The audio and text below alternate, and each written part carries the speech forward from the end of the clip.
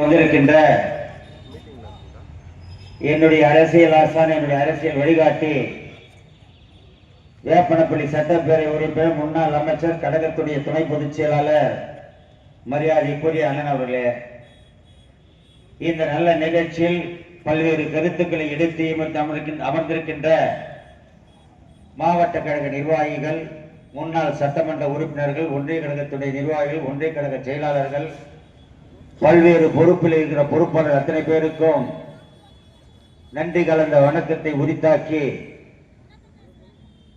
வீர வணக்க நாள் பொதுக்கூட்டம் என்பது தமிழை காத்த, தமிழுக்காக இன்னுரைத்த மாணவ செல்வங்களை நினைவுபடுத்துகிற வகையிலே நடைபெறுகின்ற கூட்டம்.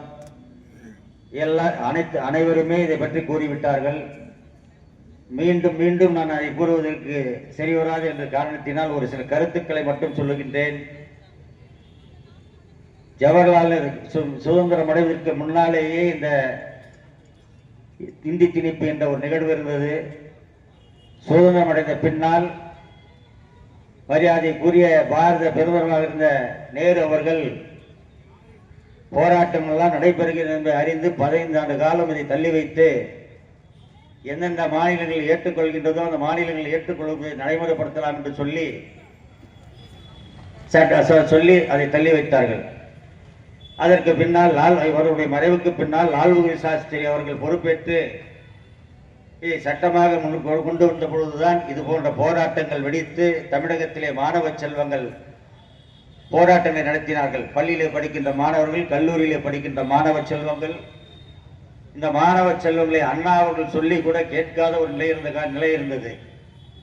அப்பொழுதுதான் மத்தியிலே இருக்கின்ற சர்க்கார், மத்தியிலே ஆண்டு கொண்டிருக்கின்ற அரசு இராணுவத்தையே அனுப்பி அடக்குகின்ற ஒரு நிலையை, தமிழகத்திலே ஒரு கொந்தளிப்பை இருந்தது என்று சொன்னால், தமிழ் மண்ணின் மீதும் தமிழ் மீதும் பற்றுள்ள பாசமுள்ள இந்த தமிழ் மக்களுக்கு தமிழ் காப்பாற்ற வேண்டும் என்பதற்காக போராடியவர்களுக்கு தான் இங்கே இந்த நிகழ்வு நடைபெற்றுக் கொண்டிருக்கின்றது. எனவே உங்களை அன்போடு கேட்டுக்கொள்கின்றோம். அனைவரும் நல்ல கருத்துக்களை சொல்லியிருக்கின்றார்கள்.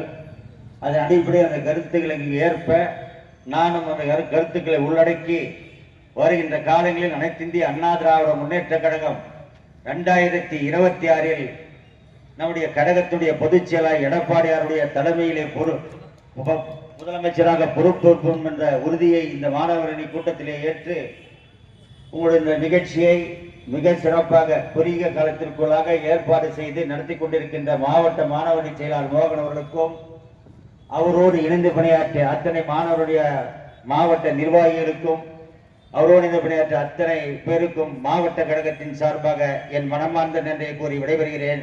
நன்றி.